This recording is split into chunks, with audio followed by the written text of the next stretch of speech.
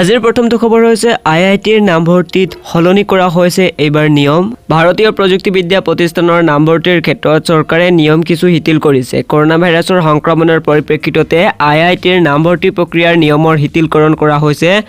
নতুন নিয়ম অনুসৰি আইআইটিত এইবেলি নামভৰ্তি কৰিব বিচৰাসকলে তেওঁলোকৰ দ্বাদশ শ্ৰেণীৰ মাৰ্কশ্বিট প্ৰদৰ্শন নকৰিলেও হ'ব। আইআইটিৰ নামভৰ্তিত প্ৰথমবাৰৰ বাবে এনে ব্যৱস্থা কৰা হৈছে। ইয়াৰ পূৰ্বে আইআইটিৰ নামভৰ্তিত শিক্ষাৰ্থীসকলে প্ৰৱেশ পৰীক্ষা JEE এডভান্সত উত্তীৰ্ণ হোৱাৰ লগতে দ্বাদশ শ্ৰেণীৰ পৰীক্ষাত কমে ৭৫% নম্বৰ লাভ কৰিব লাগিছিল। কিন্তু কৰোনাতংকৰ বাবে এইবাৰ বিভিন্ন বৰ্ডৰ দ্বাদশ শ্ৰেণীৰ পৰীক্ষা অনুষ্ঠিত কৰিব পৰা হোৱা নাই। সেইবাবে আইআইটিৰ নামভৰ্তিত এইবাৰ দ্বাদশ শ্ৰেণীৰ মাৰ্কশ্বিট চোৱা নহ'ব। ইয়াৰ পৰিৱৰ্তে JEE এডভান্সৰ ৰেংকিঙৰ ওপৰত ভিত্তি কৰি শিক্ষাৰ্থীক আইআইটিত নামভৰ্তিৰ সুবিধা দিয়া হ'ব বুলি কেন্দ্ৰীয় মানৱ সম্পদ উন্নয়ন দপ্তৰৰ মন্ত্ৰী ৰমেশ পোখৰিয়ালে টুইটযোগে জানিবলৈ দিয়ে। চৰকাৰৰ এনে সিদ্ধান্তই শিক্ষাৰ্থীৰ মাজত এতিয়া মিশ্ৰিত প্ৰতিক্ৰিয়াৰ সৃষ্টি কৰিছে। তাৰ পাছৰ খবৰটো হৈছে সলনি হৈছে ফৰ্ম 26AS-ৰ। এতিয়া কৰদাতাসকলৰ বাবে ৰিটাৰ্ণ দাখিল কৰাটো হৈ পৰিব সহজ। কেন্দ্ৰীয় প্ৰত্যক্ষ কৰ বোৰ্ডে জানিবলৈ দিছে যে নতুন 26AS ফৰ্মৰ জৰিয়তে আয়কৰদাতাসকলে অধিক সহজ তথা সঠিকভাৱে তেওঁলোকৰ আয়কৰ ৰিটাৰ্ণ দাখিল কৰিব পাৰিব। চলিত বিত্তীয় বৰ্ষৰ পৰা আয়কৰদাতাসকলৰ বাবে নতুন 26AS ফৰ্ম থাকিব, য'ত কৰদাতাসকলৰ বিত্তীয় লেনদেনৰ অতিৰিক্ত তথ্য থাকিব আৰু যিবোৰৰ বিভিন্ন কেটেগৰীৰ বিত্তীয় লেনদেনত উল্লেখ থাকিব। আয়কৰ বিভাগৰ দ্বাৰা এই SFTৰ পৰা পোৱা তথ্য 26AS ফৰ্মৰ খণ্ডই ইত দেখুওৱা হৈছে। CTDTৰ মুখপাত্ৰই কয় যে ইয়াৰ দ্বাৰা কৰদাতাই নিজৰ কৰ সঠিক ৰূপত চাব পাৰিব আৰু তেওঁলোকে আশ্বস্ত হ'ব। ইয়াৰ ফলত কৰ প্ৰশাসনত পাৰদৰ্শিতা অহাৰ লগতে জবাবদিহিও বৃদ্ধি পাব। পূৰ্বতে 26AS ফৰ্মত কোনো পান কাৰ্ডৰ সৈতে জড়িত TDS তথা TCSৰ তথ্যৰ উপৰিও কিছুমান আন কৰ বিষয়ক নিৰ্দেশনা আছিল, কিন্তু এতিয়া ইয়াত SFT থাকিব যাতে কৰদাতাসকলে সকলো শকত বিত্তীয় লেনদেন মনত ৰখাত সহায়ক হয় আৰু কৰ দাখিল কৰাত সহজ হ'ব। আয়কৰ বিভাগে নগদ ধন জমা, নগদ উলিওৱা, স্থাবৰ অস্থাবৰ সম্পত্তি বিক্ৰী, ক্ৰেডিট কাৰ্ড পেমেণ্ট, শ্বেয়াৰ ক্ৰয়, মিউচুৱেল ফাণ্ড সামগ্ৰী আৰু সেৱাৰ বাবে নগদ পেমেণ্ট আদিৰ তথ্য, বেংক, মিউচুৱেল ফাণ্ড, বণ্ড জাৰি কৰা সংস্থা, ৰেজিষ্টাৰ আদিৰ পৰা অধিক মূল্যৰ বিত্তীয় লেনদেনৰ তথ্য 2016 চনৰ পৰা লাভ কৰিছে। এতিয়া এই সকলো তথ্য 26AS ফৰ্মত দেখা পোৱা যাব। আনহাতে 26AS ফৰ্মৰ ই খণ্ডত লেনদেনৰ ধৰণ, SFT জমাকাৰৰ নাম, লেনদেনৰ তাৰিখ, পৰিমাণ, আদায় দিয়াৰ ধৰণ আদিৰ সম্পূৰ্ণ তথ্য সন্নিৱিষ্ট থাকিব। CTDTৰ মুখপাত্ৰই কয় যে ইয়াৰ দ্বাৰা সৎ কৰদাতাসকলৰ ৰিটাৰ্ণ দাখিলত সহজ হ'ব আৰু যিসকলে ৰিটাৰ্ণ দাখিল কৰাৰ সময়ত তথ্য গোপন কৰে তাক ৰোধ কৰিব পৰা যাব। PLAৰ সম্পৰ্ক 7টা চীনা কোম্পানীৰ বিৰুদ্ধে ব্যৱস্থা গ্ৰহণ কৰিব ভাৰতে।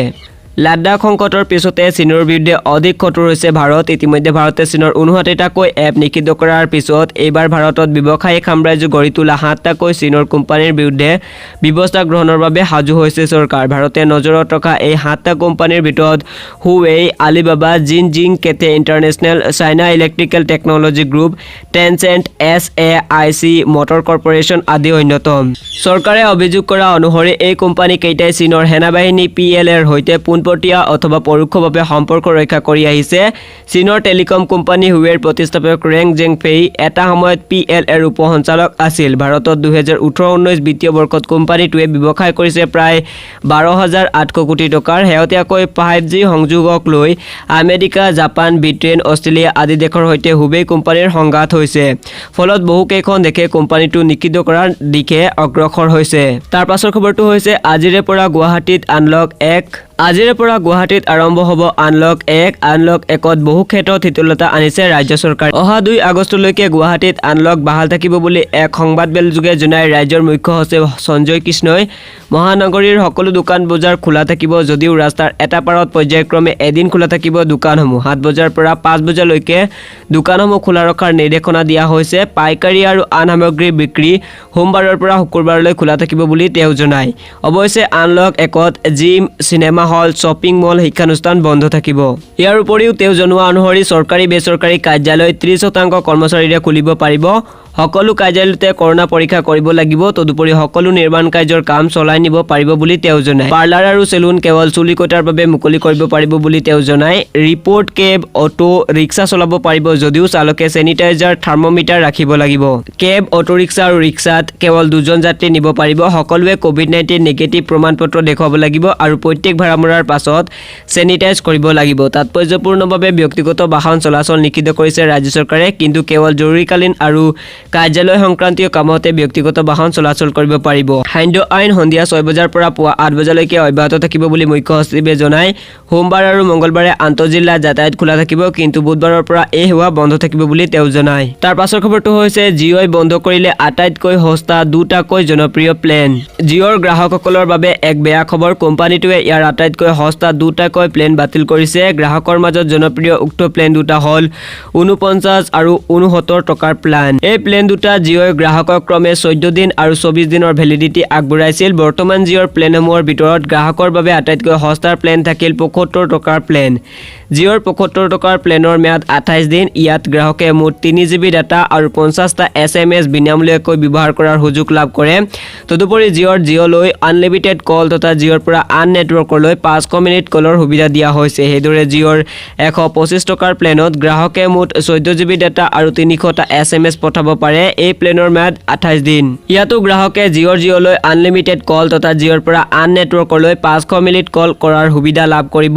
জিঅ'ৰ 155 টকাৰ প্লেনত আকৌ জিঅ'ৰ পৰা লেণ্ডলাইনলৈ আনলিমিটেড কল কৰাৰ সুবিধা দিয়া হৈছে।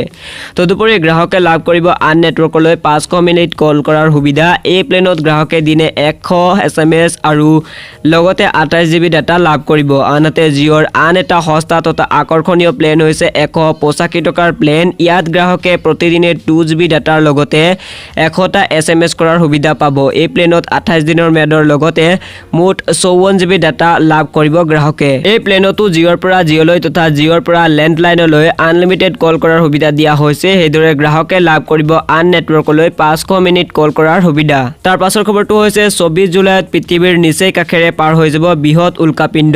এক বৃহৎ উল্কাপিণ্ড দুৰন্ত গতিৰে পৃথিৱীৰ দিশে ধাৱমান হৈ আছে। 24 জুলাইৰ দিনা এই উল্কাপিণ্ডই পৃথিৱীৰ নিচেই কাষেৰে পাৰ হৈ যাব। লণ্ডন চহৰখনতকৈ প্ৰায় 1.5 গুণে বৃহৎ এই উল্কাপিণ্ডৰ আগমনৰ কথা প্ৰকাশ কৰিছে মাৰ্কিন মহাকাশ গৱেষণা সংস্থা নাছাই। নাছাৰ বিজ্ঞানীয়ে প্ৰকাশ কৰা তথ্য অনুসৰি 24 জুলাইত পৃথিৱীৰ কাষেৰে পাৰ হৈ যাবলগীয়া উল্কাপিণ্ডটোৰ নাম হৈছে 2020 ND। উল্কাপিণ্ডটোৱে ঘণ্টাত 48,000 কিলোমিটাৰ বেগেৰে পৃথিৱীৰ কাষেৰে পাৰ হৈ যাব। সেই সময়ত পৃথিৱী আৰু উল্কাপিণ্ডটোৰ মাজৰ দূৰত্ব হ'ব 5,86,327 কিলোমিটাৰ।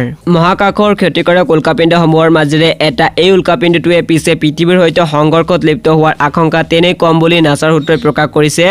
নাছাৰ বিজ্ঞানীয়ে প্ৰকাশ কৰা মতে উল্কাপিণ্ডই পৃথিৱীত খুন্দা মৰাৰ সম্ভাৱনা 3 লাখ ভাগৰ ভিতৰত এভাগহে থাকে। কেতিয়াবা যদি কোনো উল্কাপিণ্ডই পৃথিৱীত খুন্দা মাৰে তেন্তে ইয়াৰ ফলত হ'ব পৰা ক্ষতিৰ পৰিমাণ তেনে কম বুলিও বিজ্ঞানীসকলে প্ৰকাশ কৰিছে। 24 জুলাইত পৃথিৱীৰ কাষেৰে পাৰ হৈ যাবলগীয়া উল্কাপিণ্ডটোক লৈ সেয়ে শংকিত হোৱাৰ কোনো কাৰণ নাই বুলি নাছাই কৈছে। তাৰ পাছৰ খবৰটো হৈছে একাউণ্ট হেক, টুইটাৰলৈ পত্ৰ প্ৰেৰণ নতুন দিল্লী প্ৰশাসনৰ। শেহতীয়াকৈ ছ'চিয়েল মিডিয়া টুইটাৰ ব্যৱহাৰ কৰা বহু ৰথী মহাৰথীৰ একাউণ্ট হেক হোৱা বুলি সংবাদ মাধ্যমত প্ৰকাশ পোৱাৰ পাছতেই ভাৰতে টুইটাৰলৈ এখন পত্ৰ প্ৰেৰণ কৰি হেকাৰৰ কবলত দেশখনৰ কোনো নাগৰিক পৰিছে নেকি সেই সন্দৰ্ভত স্থিতি স্পষ্ট কৰিবলৈ আহ্বান জনাইছে। উল্লেখনীয় যে যোৱা সপ্তাহত বিশ্বজুৰি টুইটাৰৰ ওপৰত হেকাৰে চলাইছিল চাইবাৰ আক্ৰমণ। এই চাইবাৰ আক্ৰমণৰ ফলত গোলকীয় বহু কৰ্পৰেট নেতা, ৰাজনীতিক, চেলিব্ৰিটি আৰু বাণিজ্যিক প্ৰতিষ্ঠানৰ তথ্য ফাদিল হৈছে।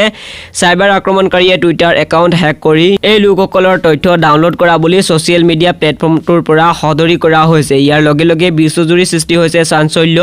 স্মতব্য যে আমেৰিকাৰ প্ৰাক্তন ৰাষ্ট্ৰপতি বাৰাক ওবামা, বাণিজ্যিক টাইকুন বিল গেটছকে ধৰি বহু ৰথী মহাৰথীৰ টুইটাৰ একাউণ্ট হেক কৰিছে চাইবাৰ অপৰাধীয়ে। অৱশ্যে তাৎক্ষণিকভাৱে টুইটাৰে ভাৰতীয় নেতা বা ব্যৱসায়ীৰ একাউণ্ট হেক হোৱা সন্দৰ্ভত কোনো ধৰণৰ তথ্য সদৰি কৰা নাই। তাৰ পাছৰ খবৰটো হৈছে নেটফ্লিক্সে দিছে অমৰ অফাৰ। কোনে কেনেকৈ লাভ কৰিব 83 বছৰীয়া ফ্ৰী ছাবস্ক্ৰিপশ্যন। ডিজিটেল প্লেটফৰ্ম নেটফ্লিক্সে আগবঢ়াইছে 83 বছৰীয়া বিনামূলীয়া ছাবস্ক্ৰিপশ্যন অফাৰ। সমগ্ৰ বিশ্বতে অব্যাহত থকা কৰোণাতংকৰ বাবে বিশ্বৰ বিভিন্ন দেশত লকডাউন বলৱৎ কৰা হৈছে।